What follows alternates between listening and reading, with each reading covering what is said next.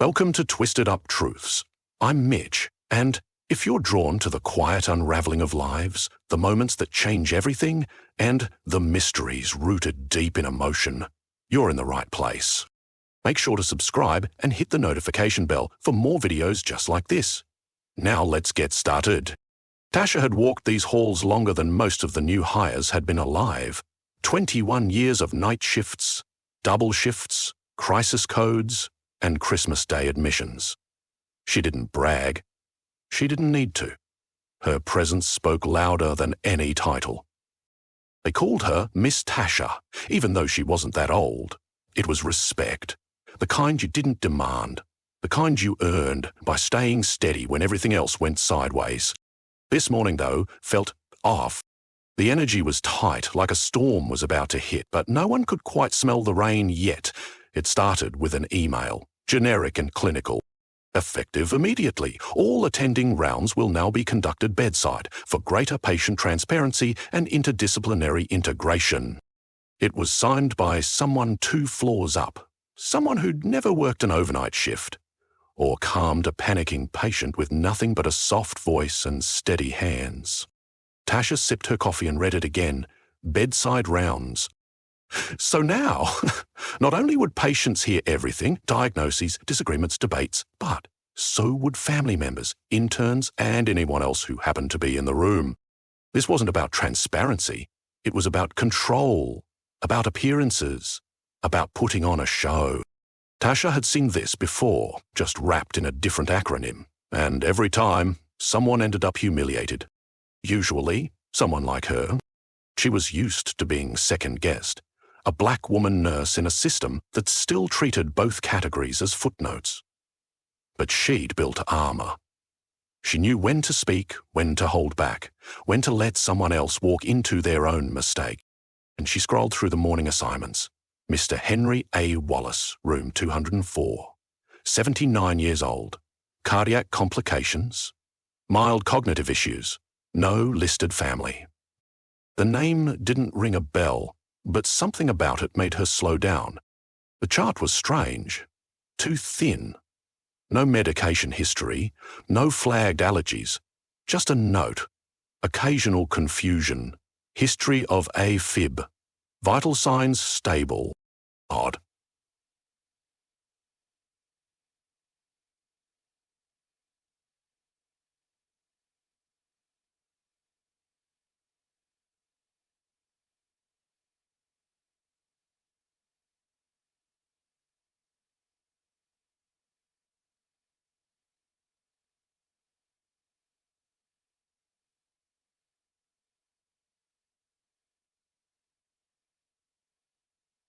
She tapped through the system again, looking for older records. Nothing. None of them lucked. No tardies. Not a fidge. Nothing. They turned in at Alba, the climber column, in the Souther Glacier. Odd. She had a feeling. Not fear, not yet, but something was off. Tasha had learned to trust those feelings. She grabbed her clipboard, adjusted her badge, and headed down the hallway. As she walked, she noticed more whitecoats than usual. Young doctors. Interns. Rounding day must have started early. They whispered outside rooms, clutching tablets like shields. This was the problem with public rounds. Medicine stopped being about the patient and started being about performance. And there were always casualties when medicine turned into theatre. She stopped outside room 204 and took a breath. Knocked twice. When she stepped in, the light from the hallway followed her across the tile. The man in the bed turned slowly to look at her. His eyes, sharp. Too sharp for someone described as confused. She didn't know why yet, but something about this man was about to change everything. Dr. Jonathan Klein didn't walk through the hospital. He arrived. Always just slightly louder, slightly faster, slightly more polished than everyone else in the room. His coat was whiter, his words were sharper, his credentials longer than most patients' charts. Harvard undergrad, Johns Hopkins Med, residency at Mount Sinai. He let it slip just often enough to remind everyone. To the interns, he was impressive. To the administrators, he was promising. To Tasha, he was a walking reminder that talent without humility is a dangerous thing. She'd seen dozens like him over the years. Fast trackers, golden boys, the kind who quoted studies mid-sentence and never once stopped to ask how someone felt. But Klein wasn't just ambitious, he was strategic. He saw the hospital as a chessboard, and in his mind, nurses weren't players. They were pawns. The first time he brushed up against Tasha's authority, it was subtle. She'd adjusted a patient's IV timing based on an allergic reaction the last shift had missed. Klein caught the note on his follow-up and questioned it, not because it was wrong, but because he hadn't ordered it. "You went off protocol," he'd said flatly, eyes not even meeting hers. "I went off harm," Tasha replied, her voice calm but heavy. He didn't say anything back, but he remembered. You could see it in the way his jaw tightened. Since then, it had been little things. Passive-aggressive notations in charts, sharp questions during team huddles, but only when others were present. Always towing the line. Just enough to assert dominance, never enough to provoke real. But this week felt different. Ever since the new bedside rounding policy was announced, Klein had been walking the halls like a man preparing for opening night. He relished the attention. The structure gave him an audience, and more importantly, a stage. And with that stage came a script, one where he was the authority, the teacher, the lead. And someone else had to be the example. That morning, he stepped into the nurse's station with a perfectly timed smirk. "Miss Tasha," he said, "room 204. I saw your notes." She turned, clipboard in hand. "You have a question." He flipped a tablet toward her. "Several. You adjusted his meds without requesting a consult?" "I followed protocol for patients with cardiac instability and irregular med tolerance," she said. He raised an eyebrow. Interesting interpretation of protocol. Behind him, 3 interns watched, silent, observing. Tasha didn't flinch. But she saw the shift. This wasn't a conversation. It was a setup. He was building a case, or at least a scene. And what worried her wasn't that he disagreed, it was that he wanted others to see it. This was no longer just professional tension. Something was brewing, and it wasn't going to stay quiet much longer. Morning rounds had always been performative, but today it felt more like a trial. Dr. Klein walked in first, trailed by 2 residents and 3 interns. All eyes on tablets, not people. They huddled at the foot of Mr. Henry's bed like jurors gathering for a verdict. Tasha stood near the monitors, clipboard in hand, composed but alert. Mr. Henry was sitting up, half listening, a warm blanket tucked around his waist. His gaze moved slowly across the faces, landing on Tasha longer than the rest. Dr. Klein cleared his throat. "Patient Henry Wallace, admitted for arrhythmia with a secondary concern of systolic drop. Nurse Tasha made adjustments to the medication protocol yesterday." He didn't even glance at her. Tasha stepped forward, calm. "Yes, based on early trends in his vitals and his intake behavior, I adjusted the beta blocker dosage slightly." "Lightly?" Klein snapped, cutting her off mid-sentence. The room shifted. Interns froze. One of the residents stole a glance at her tablet. "You're a nurse," he said, louder now, voice carrying. "Stick to that." Silence rippled through the room like a dropped scalpel. Tasha didn't blink. She'd been spoken to like that before, but rarely in front of 5 staff members and the patient himself. She tried again, steady. "His chart from the previous visit wasn't available in the system, but I recognized his name and used past protocol for similar arrhythmia cases. He was responding poorly to the standard." "That wasn't your call," Klein interrupted again. "You don't recognize cases. You don't guess. You follow orders." The last 3 words cracked through the room. Mr. Henry shifted in the bed. His brows lifted. But he said nothing, just watched. "I didn't guess," Tasha replied, softer now but firmer. "I acted in accordance with Protocol 2A, for arrhythmic elderly patients showing rapid sodium loss. The labs supported it. Pharmacy approved it. I documented every step. Klein raised his voice again, like he needed the others to feel it. You jeopardized the treatment plan. You exposed this patient to unnecessary risk. There it was, the accusation, the word that hung heavier than any curse, risk. The residents looked everywhere but at Tasha. One of the interns held his breath. The other clenched her tablet tighter. No one spoke. No one moved. Tasha stood there, spine straight, eyes forward. Not angry, not pleading, just present.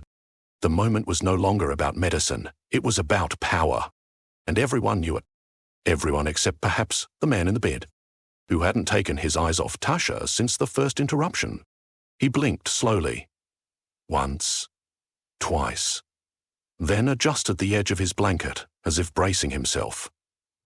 Something in his expression had changed, but no one noticed, because every other eye in the room was still glued to the storm they'd just witnessed, and the silence that followed. Tasha didn't flinch. He didn't frown. He didn't offer a rebuttal. She just stood there, still holding her clipboard like it was part of her body, not a shield. No expression, no tremble in her lip, just a quiet nod. As if she were agreeing to terms in a contract she never signed. One in turn shifted her weight. Another scratched the side of his neck, avoiding eye contact like it burned. A third glanced toward the patient, then quickly back down at his shoes. The shame in the room wasn't hers, but she was the only one carrying it. Moving on, one of the residents tried, clearing his throat and flipping to the next chart. We've also noticed a slight elevation in creatinine. Could be worth... Klein didn't even look at him. He raised a hand to stop the conversation, eyes still on Tasha. No, he said. We're not moving on just yet. The resident fell quiet again. Klein stepped forward, facing the interns now. This, he gestured toward Tasha without saying her name, is a clear example of what happens when protocols are ignored. Good intentions don't replace proper channels. He turned, scanning the group like a professor addressing a lecture hall. Let this be an example of what not to do. The words weren't explosive. They were clean enough to stay in HR-safe territory, but sharp enough to slice. Tasha didn't argue. She didn't need to. She simply tapped her pen against her clipboard twice, clicked it shut, and walked out of the room with a calm that felt almost defiant. The interns parted like a tide, unsure whether to follow her or pretend it hadn't happened. The door swung quietly behind her. No one spoke. Klein returned to the chart, flipping to the next patient as if nothing had happened. His voice resumed its rhythm, clinical and detached. The group tried to reorient. But Mr. Henry hadn't moved. Still propped up, still half wrapped in that same warm hospital blanket. He kept his eyes locked on the door Tasha had just walked through. There was something in his face now, not confusion, not even concern. Recognition. He tilted his head slightly like he was trying to pull a memory out from beneath years of dust. His eyes narrowed, not in suspicion, but in calculation. Like something had clicked, and no one noticed. Not the interns, who were now furiously scribbling notes to distract from the awkwardness. Not the resident who was pretending to care about potassium levels. Not even Dr. Klein, who was already recentering himself as the authority in the room. But Mr. Henry, he noticed everything. And for the first time since he'd been admitted, his mind was no longer foggy. It was focused. Very focused. The team was halfway out the door when the sound stopped them cold. A dry, deliberate clearing of the throat, not from a doctor, not from a nurse, but from the bed.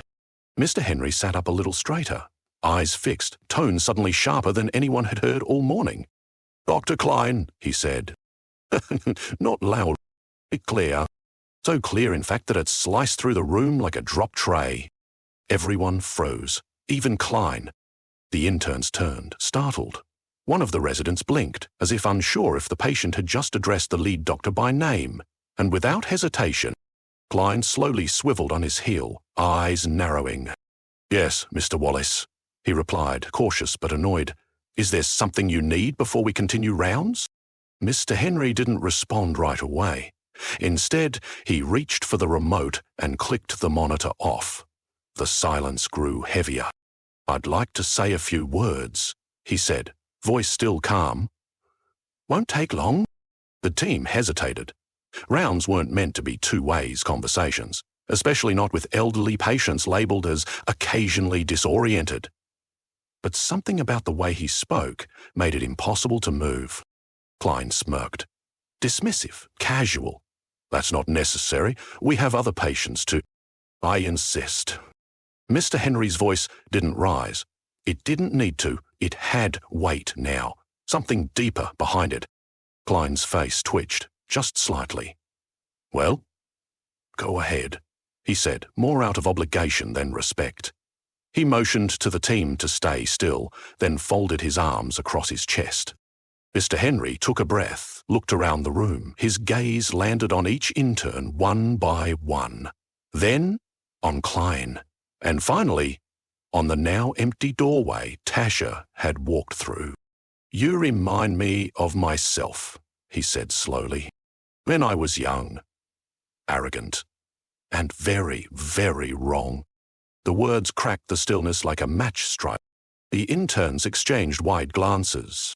The resident tried to speak, then stopped. Even Klein looked like he wasn't sure whether to laugh or push back. "You think you're leading," Mr. Henry continued, voice steady. "But leadership isn't volume. It isn't authority. It sure as hell isn't humiliation." He let that hang. Klein opened his mouth, but Mr. Henry raised a hand. It was gentle, almost apologetic, but firm. "I've spent more years in medicine than you've spent alive, doctor, so let me finish." And something about the way he said it made everyone obey. The team went still again, the energy in the room turning electric. No one quite knew what was happening, but every second was shifting the ground beneath them. And behind those calm eyes, the old man was just getting started. Mr. Henry didn't say another word right away. Instead, he turned slowly toward the bedside drawer. His hand moved with the kind of intention that made even the fidgeting interns pause. No shakiness now, no hesitation, just quiet purpose. He opened the drawer and pulled out an old, cracked leather wallet, the kind that looked like it had been through decades of wear and still held everything that mattered.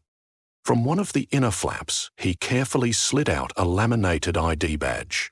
Faded edges, scuffed plastic, hospital logo, one the interns barely recognized from its older design. He held it in his hand for a second, running a thumb across the name, then extended it toward the nearest intern.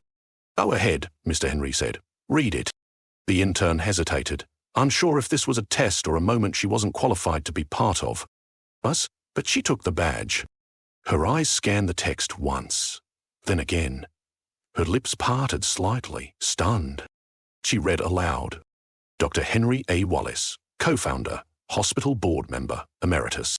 Silence detonated. The resident's mouth actually dropped open. Another intern let out a choked breath. "And Klein?" Klein looked like someone had yanked the floor out from under him. His arms, still folded across his chest just seconds ago, slowly began to uncross. Mr. Henry turned toward him, voice calm, steady, completely in control.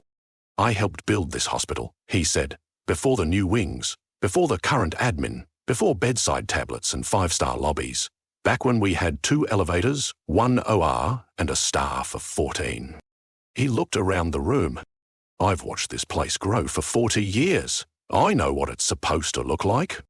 Another pause, a heavier one. He motioned back toward the door. The one Tasha had walked through just minutes earlier. "And that nurse, she's what it's supposed to look like." No one dared breathe. The interns looked at each other like they were witnessing a shift in gravity. One of them, the quietest of the group, held the badge with 2 hands like it was an artifact. Klein opened his mouth, but nothing came out. Because what could he say? He hadn't just scolded a nurse in front of a patient. He'd scolded a nurse in front of the hospital's co-founder, in front of the man who had literally written the standards of care. Mr. Henry leaned back, folding his hands over his chest like a man who had just played the final piece in a very long, very silent game of chess. And he didn't gloat. He didn't raise his voice. He just waited. He waited for someone, anyone, to catch up to what had just happened. The silence in the room didn't settle. It stretched. Heavy. Fragile. Like glass on the verge of shattering. Dr. Klein was still standing, but not like before. The confidence had slipped from his posture. His arms now hung at his sides, uncertain. His eyes darted, calculating. Mr. Henry, on the other hand, sat with a stillness that radiated command. The kind that didn't need volume, just presence. "I watched you," he began, voice calm but sharpened like a scalpel. "You humiliated someone who embodies everything this place was built on." No one moved. "I may be older now. I may not walk these halls like I used to, but I know what good care looks like. And I saw it yesterday. In her." He pointed, not to the door, not to the chart, but to the spot where Tasha had stood. The empty space still carried her.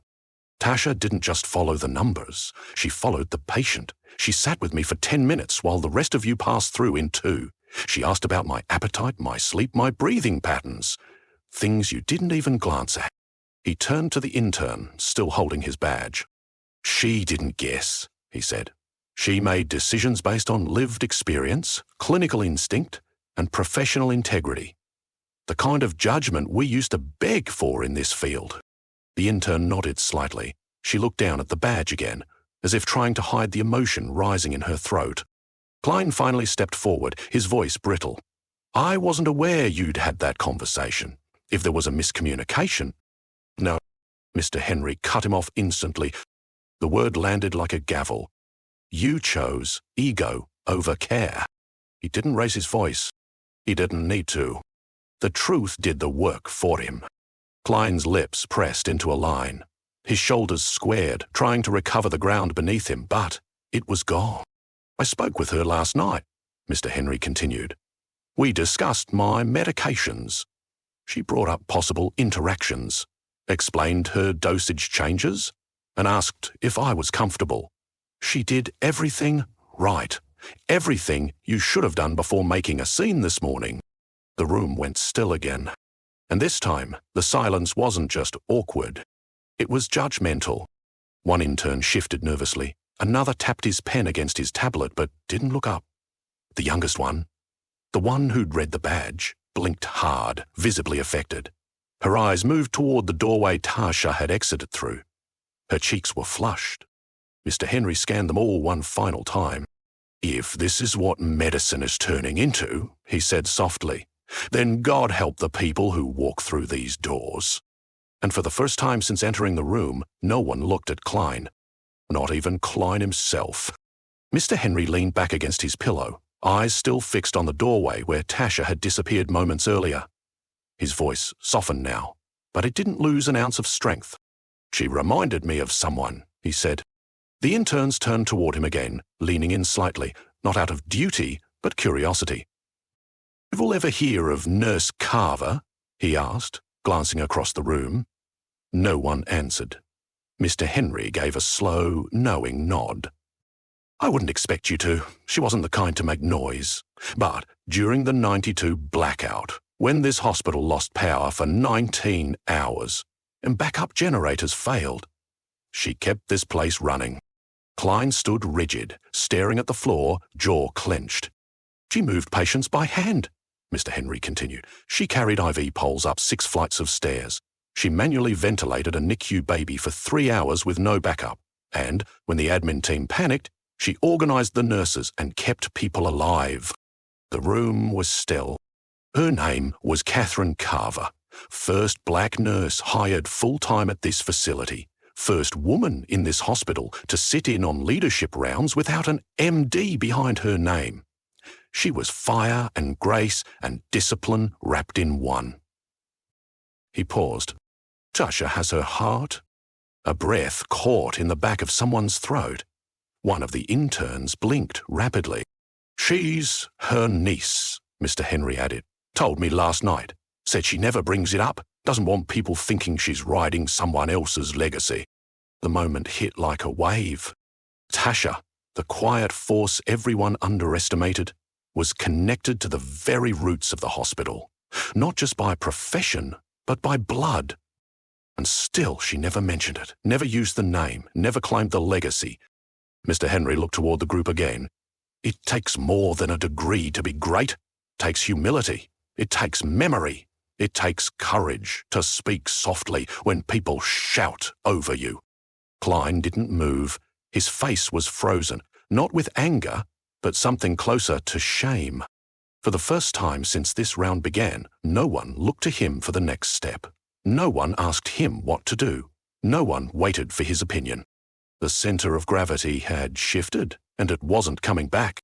Tasha wasn't even in the room anymore, and yet somehow all eyes pointed toward where she'd been standing. No one whispered her mistake. No one passed judgment. They were replaying the moment now, remembering her poise, her restraint, her instinct to listen when everyone else was trying to talk. She had been accused. She had been humiliated. And now she was remembered, not as a cautionary tale, but as the embodiment of what this place was meant to be. The room stayed frozen for a moment longer, not out of politeness, but discomfort, the kind of tension that sticks to your skin. Klein cleared his throat, a weak attempt at resetting the air. I didn't realize she had spoken to you about the changes, he said, voice lower now. Not apologetic, calculated, controlled. Mr. Henry didn't flinch. He didn't even blink. No, he said, cutting through the space like a blade. You didn't want to realize. Klein opened his mouth again, but Mr. Henry raised his hand gently, not forceful, just final. You wanted control, not clarity. There's a difference. The words landed harder than any raised voice could have. No one said a thing. One by one, the residents began gathering their tablets. Quiet footsteps. Muted nods. A few glanced toward the hallway where Tasha had gone, offering the kind of unspoken apology that only comes after witnessing something too late. They left without speaking. Not out of disrespect, but because words right now would only make things worse. Only Klein stayed, and for the first time he looked lost. The posture was gone. The performance had collapsed. What remained was a man whose silence wasn't confidence. It was consequence. Mr. Henry looked him in the eye. Being right, he said slowly, is not leadership. He let the pause hang just long enough. Listening is... Klein looked down. There was nothing left to say. And maybe that was the point. The door behind them opened quietly. Tasha stepped in, not to rejoin, not to reclaim anything, just to retrieve the clipboard she'd left on the counter. She didn't meet Klein's eyes. She didn't make a speech. She simply walked to the station, picked up her things, nodded once to Mr. Henry, and turned toward the door.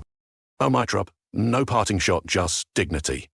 It was louder than anything she could have said.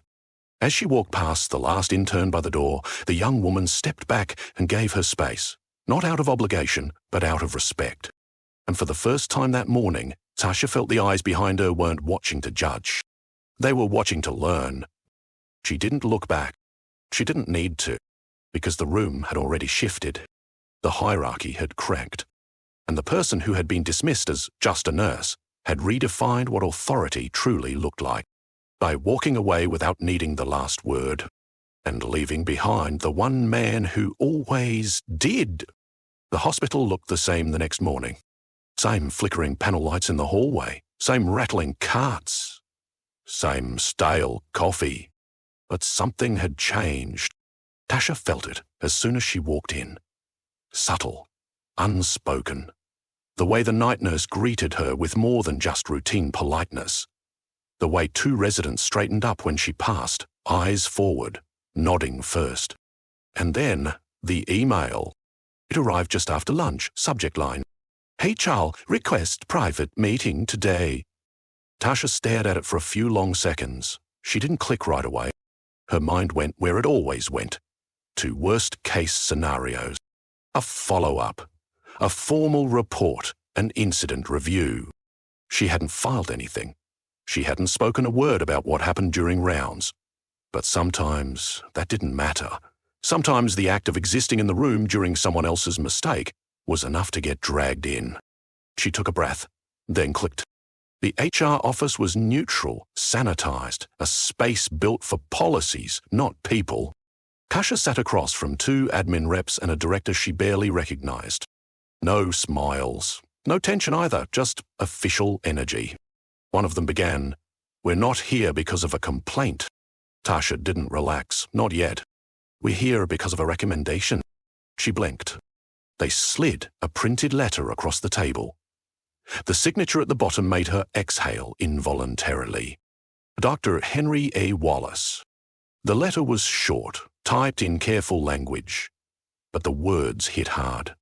Nurse Tasha embodies the standard of care this hospital was built to represent. Her clinical instincts, professional conduct, and leadership under pressure are precisely the traits we should be elevating, not overlooking.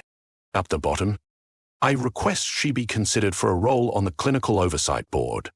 Effective immediately. Tasha looked up, unsure if this was a joke. A test. It wasn't. They offered her the position on the spot. An advisory seat, part-time, optional hours, but full authority on protocol review and nursing leadership. She was stunned. Not because she didn't believe she deserved it, but because no one had ever said she did. Recognition in hospitals didn't come with applause. It came quietly, in initials after your name or names on hallway plaques. This was louder than either. She nodded, said thank you, accepted the offer with the same steady professionalism she gave to every patient. Then she gathered her things and left. She didn't tell anyone.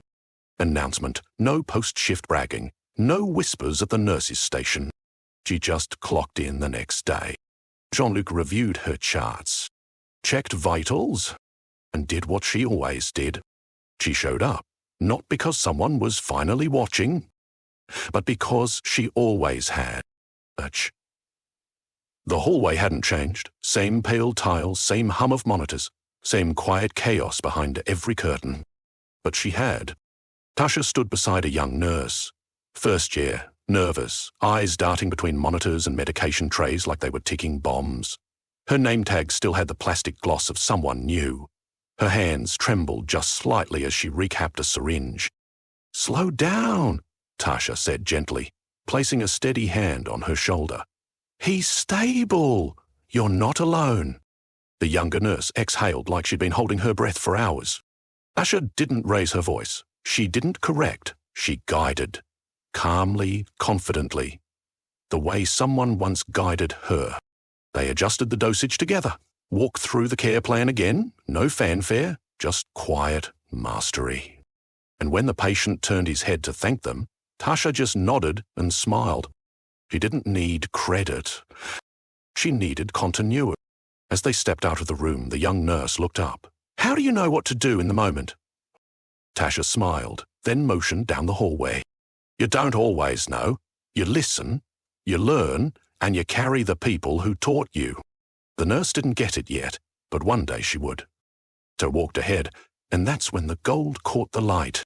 Her badge, now clipped just below her name, gleamed faintly. A new pin affixed to it.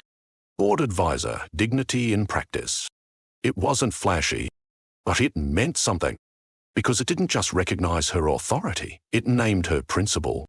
She passed through the main corridor like she had thousands of times before, but now the wall beside the atrium had something new. A framed portrait. Elegant, subtle. Dr. Henry A. Wallace. Beneath it, a brass plaque engraved with words that made people pause. The measure of care is not status, it's who you become when no one's watching. Staff passed it every day. Some slowed down to read, some walked faster, pretending not to, but everyone knew who wrote it. And everyone knew who embodied it. Tasha glanced at the portrait as she walked by. No nod, no smile, just a quiet knowing. Because legacy doesn't always announce itself. Sometimes it moves in silence, in decisions, in dignity, in the people you lift up instead of tear down. And as she moved down the hall, clipboard in hand, she didn't need a spotlight to feel seen. She was the story now, not the warning, the standard. The light above her cast a soft shadow across the tile as she disappeared around the corner. And that was how it should be. No dramatic exit, no loud applause, just the sound of footsteps. Steady, strong, and finally, respected. Make sure to subscribe and hit the notification bell for more videos just like this. See you in the next one.